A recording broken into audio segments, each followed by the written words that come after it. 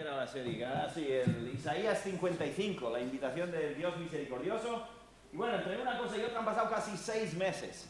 Hoy vamos a retomar esta serie de mensajes. Y tuvimos 12 y ahora vamos a arrancar con el número 13.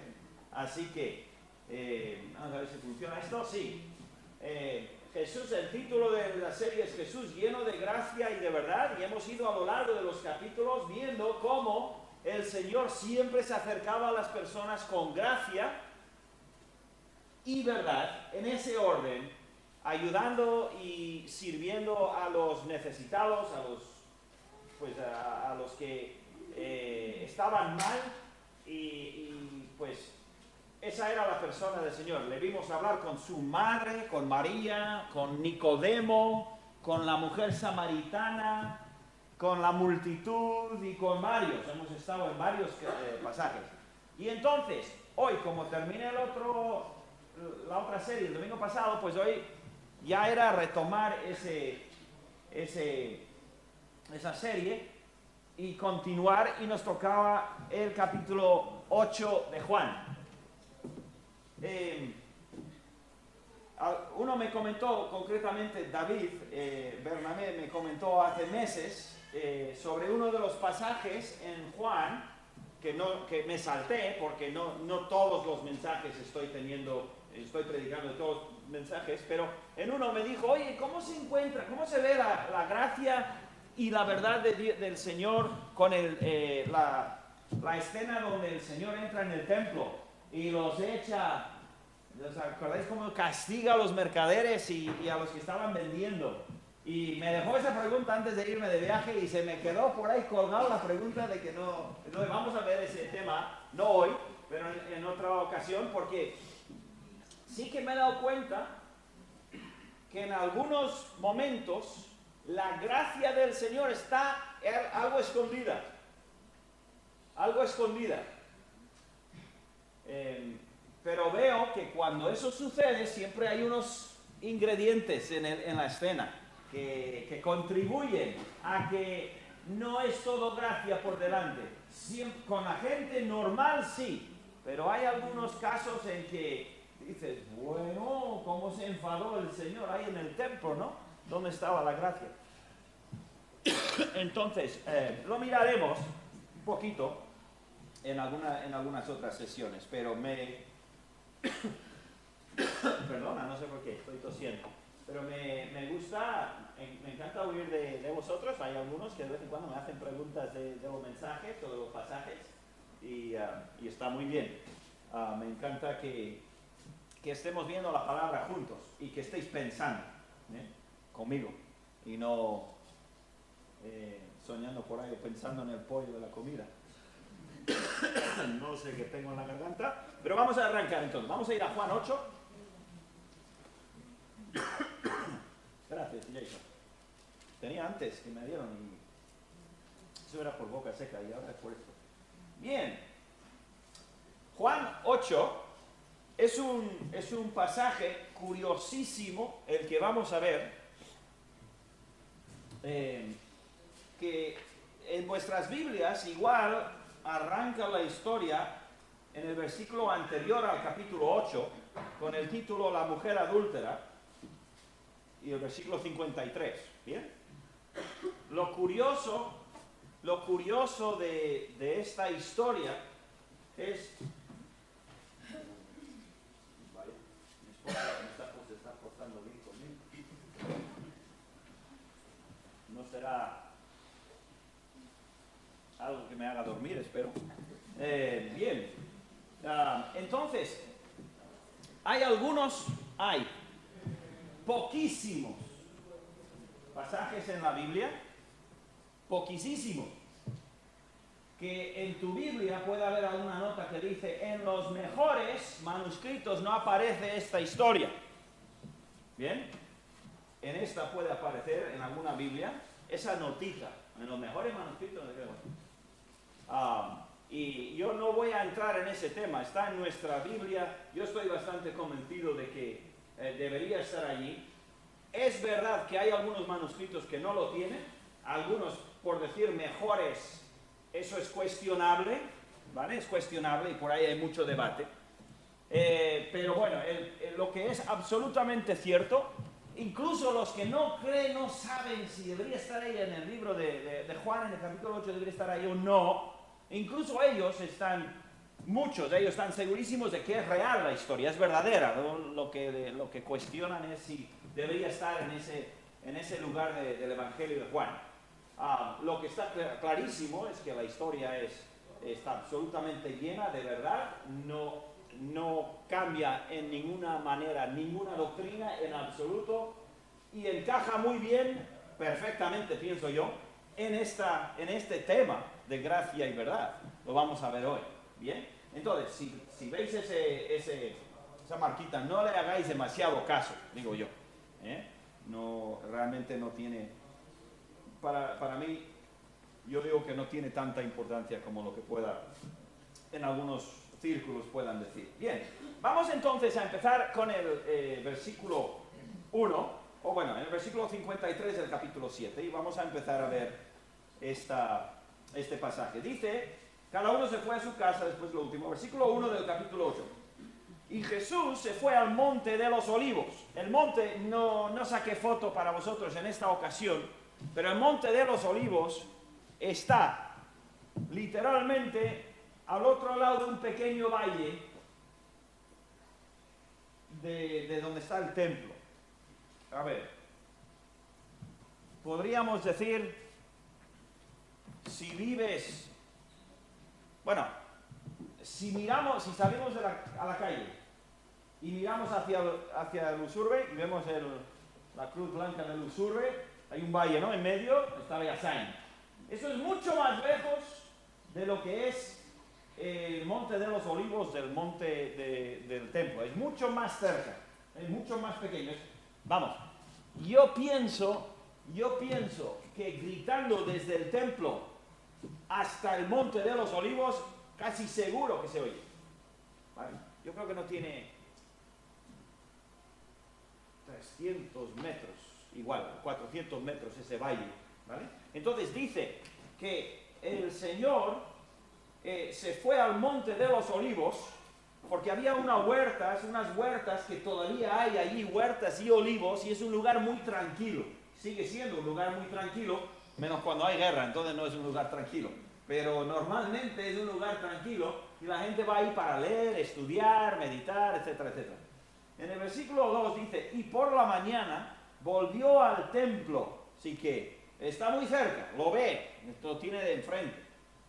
Volvió al templo y todo el pueblo vino a él y se sentó él, y sentado él, les enseñaba. Entonces, el Señor vuelve al templo, la gente le ve, sabe que está allí, les encanta oír a Jesús, y entonces se agolpan todos y se ponen todos cerca del Señor y Él empieza a enseñar. Porque eso es lo que sucede muchísimas veces. El Señor está enseñando y le vienen las multitudes. Y en este momento preciso, a propósito, sucede algo en el versículo 3. Entonces, los escribas y los fariseos,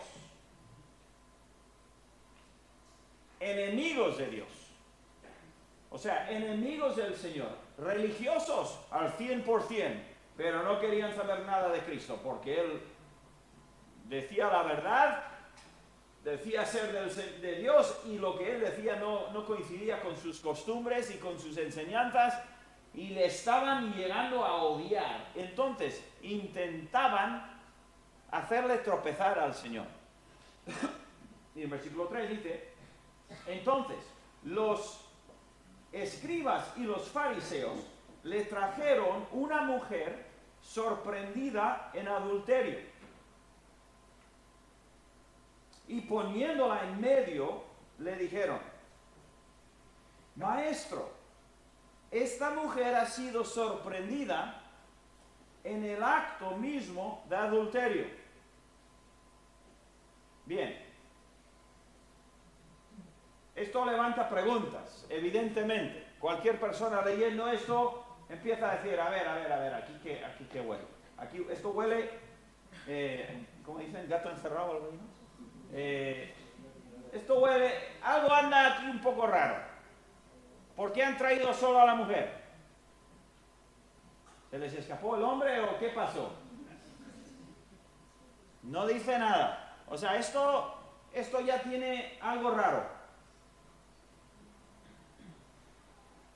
Y es que a estos señores religiosos lo único que les interesa es el plan que tienen entre manos. ¿Bien?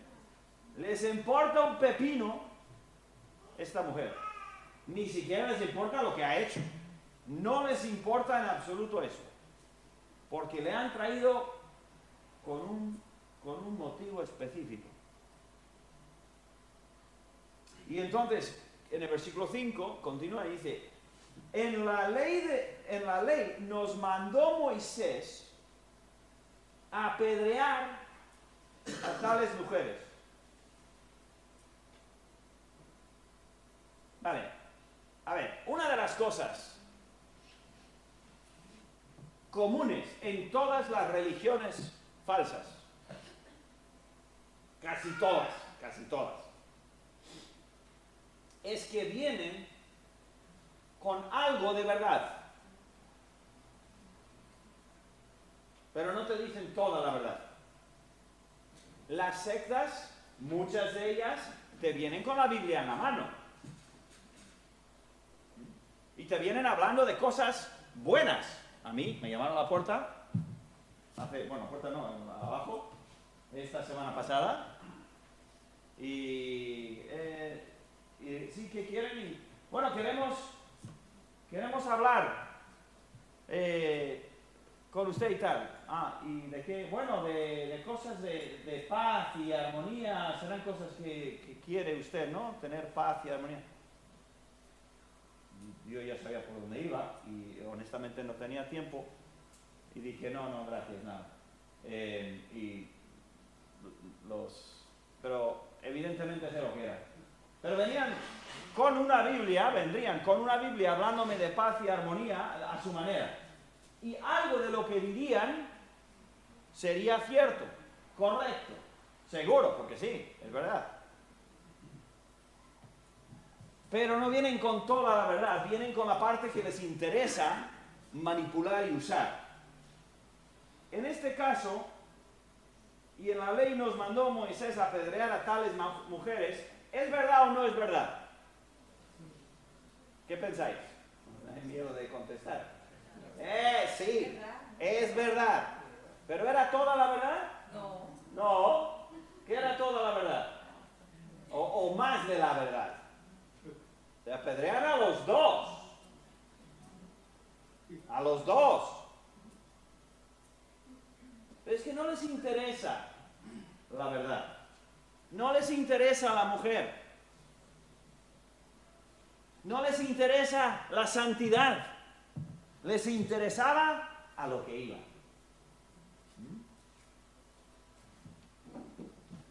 Y tristemente, muchas veces la gente viene hablando de cosas, incluso cuánto dinero no se ha ganado usando la Biblia.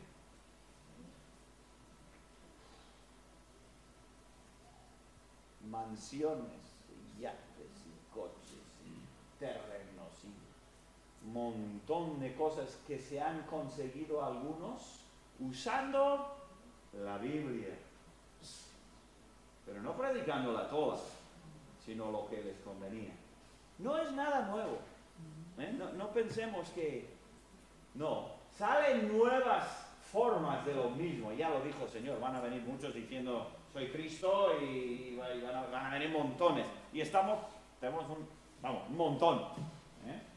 Pero vienen usando la parte que quieren para los fines que quieren. Y no es nada nuevo. Es lo que ha pasado siempre. Es lo que siempre ha habido. Pero mira lo que dice. Y en la ley nos mandó Moisés a apedrear a tales mujeres. Tú, pues, ¿qué dices? Tú, pues, ¿qué dices? Mas esto, versículo 6, mas esto decían, tentándole, para poder acusarle. Así que es una trampa. Es una trampa. Y ellos creen que es una muy buena trampa. De esta no se escapa el Señor. Ya han puesto otras trampas y siempre sale. Esta la tienen. Esta la han preparado bien, le han puesto en el sitio correcto. Esto está ideal. Esto es una trampa de oro, ya ves, qué colorito. Esto está bien.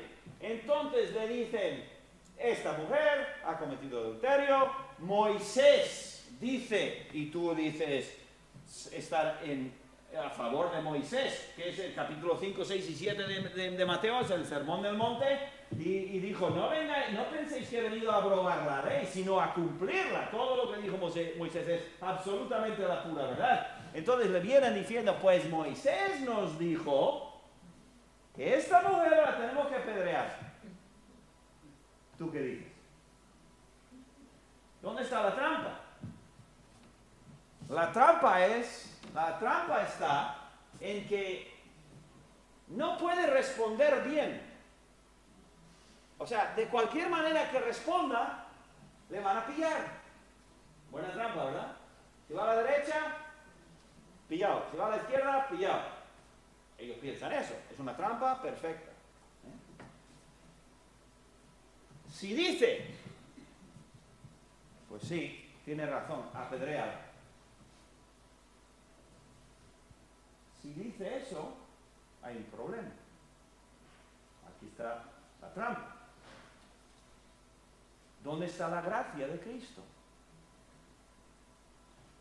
Tú eres el Mesías compasivo, dice ser. Vienen todos a ti, los sanas y eres lleno de gracia. Y hemos traído a esta mujer y mira, la apedreas. ¿Dónde está la gracia? Así que está un poco con las manos atadas. Porque no puede salvar a esa mujer de ninguna manera. No hay más que sí o no, más que blanco y negro. ¿Verdad? Eso piensan ellos. Pero si dice, no la mates, tienes que dejarla ir. No, vamos a... Cualquier otra cosa que diga, entonces, ¿dónde está la verdad? ¿Qué pasa con la verdad de Moisés? ¿Veis la trampa? Ellos dicen, le tenemos aquí. Le hemos pillado bien. Por fin, le vamos a pillar al Señor. Pero Jesús es Jesús, ¿verdad? No se le pilla tan fácil. No se le pilla punto. Ni fácil ni duro. Ni difícil ni nada. No se le pilla al Señor nunca. Porque Jesús es el Señor. Mas esto decían tentándole para poder acusarle. Pero Jesús no dice nada. Y aquí la presa se convierte en el depredador. ¿Vale? De alguna manera. Un poco violento de usar eso, pero bueno, ¿me entendéis, verdad? Aquí la presa está poniendo su propia trampa.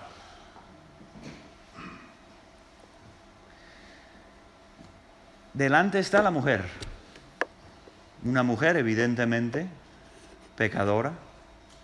También el hombre, donde quiera que fuera, era pecador.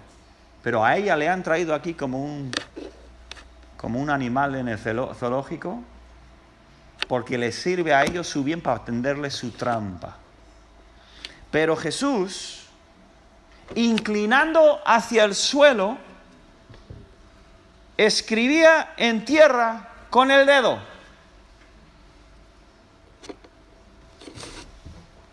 Así que, mi caso, como si estuviese sordo. Todos quieren saber qué es lo que estaba escribiendo. ¿Sabéis lo que estaba escribiendo? Pues yo no. La Biblia no dice. No sé qué estaba escribiendo. Igual no tenía nada que ver. No sé. Evidentemente no tenemos que saberlo porque si no nos lo habría dicho. El Señor, ahí está la mujer y los escribas y los fariseos hay como buitres alrededor de ella. Les da igual qué va a pasar con ella, lo que quieren es cazarle a él. Porque odian al Señor. Y él, como no hace ni caso, y se pone a escribir en la arena. Claro, eso, el Señor es tremendo. Porque yo de alguna manera pienso, el Señor está diciendo, espera, no sabe lo que te viene, espera. Hace como que no les escucha, como que no saben nada de que están ahí. ¿Y ellos qué piensan? Que le han pillado. Le han pillado. No quiere contestar. ¿Y qué dice el versículo 7? Y como insistieron, oye Señor, a ver Jesús, ¿qué? No nos ignores. Queremos una pregunta, ¿sí o no? Blanco y negro. Apedréala o no. Como le insistieron, se enderezó. Me encantaría ver esto en vídeo, saber cómo lo hizo. Me encantaría saber con qué voz lo hizo. Me encantaría poder verle los ojos. ¿Cómo eran esos ojos? Pura verdad, fría y cortante, o incluso con gracia en ese momento. Porque les iba a avergonzar, les iba a dejar en vergüenza absoluta. El caso es que se enderezó y les dijo: el que de vosotros esté sin pecado, sea el primero en arrojar la piedra contra ella.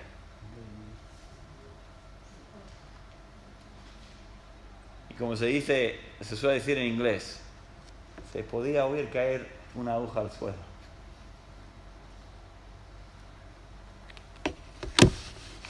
Silencio. Absoluto silencio. Porque con esa pregunta les obligó a reflexionar. Cada uno, déjate de la mujer. La mujer de pronto es invisible, desaparece del tema, no tiene que ver. Les obliga a pensar en sí, a reflexionar personalmente, y entra en juego el orgullo. ¿Y de qué manera? Están ahí todos, no sé cuántos eran, 5, 10, 15, no sé, 20, igual se reunieron un montón porque decían, ya tenemos la buena, venir a ver, traer las cámaras y las fotos y los iPads, porque le tenemos.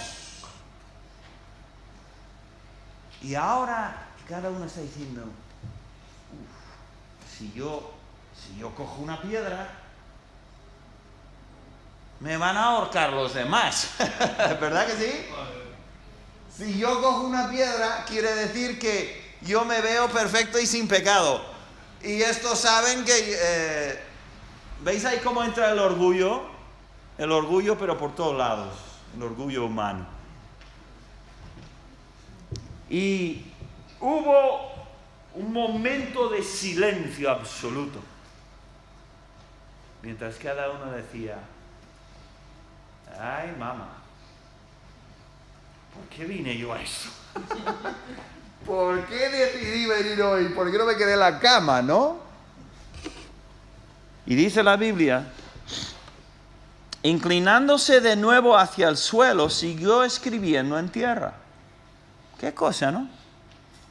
Les dejó cada uno en su pensamiento, y volvió a tierra y siguió escribiendo. Y se empezó a oír el sonido en la arena. ¿De qué? un sonido medio indescriptible, muy bajito, de que se está yendo gente, ¿no? Está yendo gente. Pero ellos, al oír esto, acusados por su conciencia. Fíjate con qué sencilla frase. El Señor cogió la trampa y me dio la vuelta. Totalmente. Y ellos acusados por su conciencia porque les obligó a pensar en su propio corazón. Salían uno a uno. Y hasta nos dicen qué orden. Comenzando desde los más viejos hasta los más jóvenes.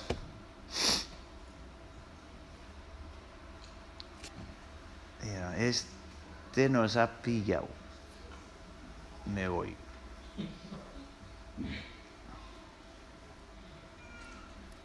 Y quedó solo Jesús y la mujer que estaba en medio.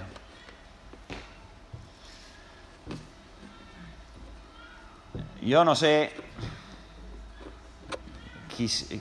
algún día posiblemente yo pienso que podremos saber, pero yo me pregunto si algunos de estos varones, estos hombres, escribas, fariseos, si algunos de ellos más adelante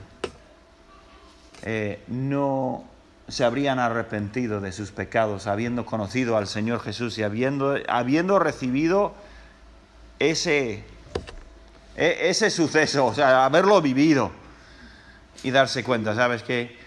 Yo voy a dejar de luchar contra el Señor. ¿Quién sabe, no?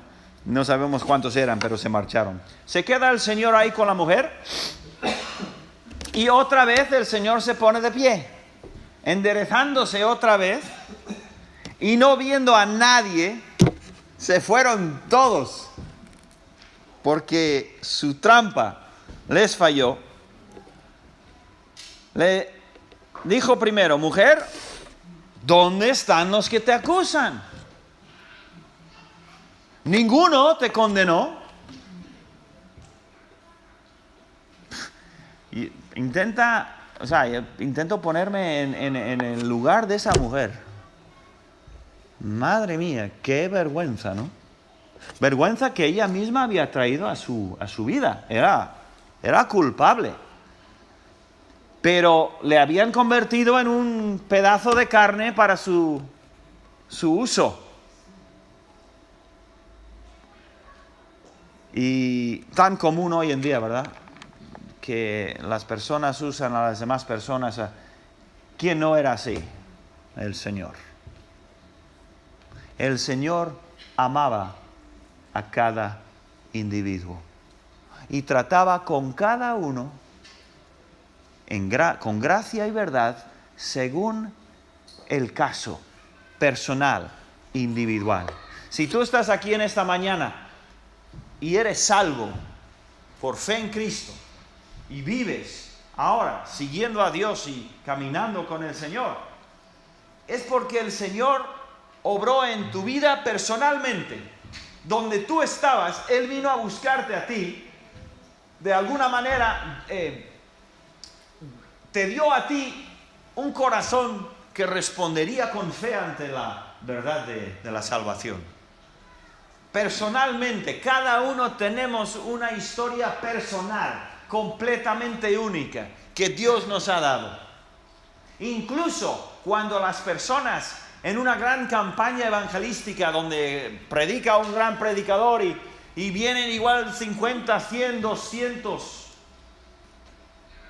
al altar y les llevan para hablar con ellos, cada una de esas personas no es solamente un pez en un mar grande, cada una ha tenido una vida y el Señor ha ido obrando en su vida y llegaron a ese culto en esa noche para eso. Y el Señor les dio fe para responder y seguir al Señor. La obra del Señor es personalizada, siempre, es individual. Contigo el Señor obra individualmente, personalmente. Y entonces ella habla a la mujer, o él habla a la mujer y le dice, ¿dónde están los que te acusan? Yo no veo a nadie, aquí se han ido todos, ¿a dónde han ido? Y ella dijo, ninguno, Señor. Es la única cosa que dice, no dice más que 2 palabras ella. En todo esta es la... Ahí está, como en el circo expuesto. Y dice, pues Señor, no hay ninguno aquí. ¿Y qué le dice el Señor? ¿Qué le dice el Señor? ¿Qué le dice el Señor? 2 frases. Ni yo te condeno. Ya no están los que le querían tender la trampa. Y Él no vino a abrogar la ley, a cumplirla y enseñarnos qué es lo que quiere decir y para qué sirve la ley. Dice, ni yo te condeno. ¿Eso qué es?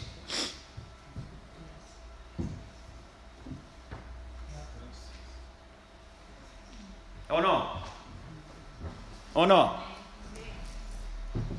Eso es gracia. Es gracia. Pero no termina ahí. Dice, ni yo te condeno. Vete y no peques más. ¿Y eso qué es? La verdad. Y así obra Dios con cada uno. Así es Cristo. Obra con gracia y verdad. Y para mí este pasaje es, con ese tema de debate y discusión que comenté antes, esta frase solo para mí me confirma que está muy bien metido esa historia ahí en ese lugar de Juan. Porque es una de las más claras, de las que capta la esencia de lo que Juan dijo al principio, que Jesús era lleno de gracia y de verdad. Entonces, resumiendo, vemos la gracia en que Jesús le libra de sus acusadores, usando la misma conciencia de cada uno de ellos. Y le libra, le deja libre. ¿Pero libre para qué? ¿Para volver a la cama? No. Libre para ya no ser esclava del pecado. Yo no sé, no sabemos quién era la mujer, no sabemos nada de ella, pero yo pondría dinero, aunque no juego, pero yo pondría dinero a favor de que ella siguió a Cristo a partir de ese día y nunca le dejó. Vemos la verdad en que no ignoró su pecado, ni le restó importancia, pero con la gracia por delante abrió la puerta a que esa vida de esclavitud pudiese encontrar la libertad. Qué detalle, ¿no? Todo lo hizo el Señor tan sencillo. Obró con los fariseos y con los escribas, obró con toda la gente que estaba viendo, que nunca en su vida olvidaría de eso. Obró con la mujer, la pobre mujer cargada en su pecado, avergonzada, pues como era de esperar. Y Él obró con ella y obró con nosotros, dándonos este relato y enseñándonos cómo es Él, para que nosotros como iglesia y como cristianos individuales pudiésemos también ir al mundo y vivir expresando, revelando su gracia y su verdad. Muchas veces, como cristianos, cuando aprendemos la verdad, muchas veces tendemos a coger esa verdad y a pegar a la gente en la cabeza con esa verdad. Y no hay nada malo con la verdad es la verdad, no cambia. Pero Jesús no hacía eso. Más que en contadas ocasiones cuando era necesario para dar la gracia, pero normalmente mostraba su gracia con la verdad justo ahí detrás y sin sacrificar nada. Si vamos con la verdad sin gracia, podremos tener razón, pero no veremos el fruto que deberíamos tener, ni seremos como es Jesús. Hay personas que, hablando con un incrédulo, sin corazón, le dirán: eres pecador y vas al infierno, porque sí, ¿no? ¿Es la verdad lo que están diciendo? La verdad sí, pero ¿es así como es Jesús? ¿Es así como va a haber solución al problema? No. Entonces, no es solo conocimiento de la verdad, es amor de Dios en el corazón. Las dos van juntas, gracia y verdad. Que Dios nos ayude a ser así. Es nuestro privilegio y nuestro deber. Qué bonita historia, qué maravillosa historia de cómo Jesús cumplió con todo, ¿verdad? Qué manera de ser nuestro Señor. Bueno, vamos a orar y terminamos.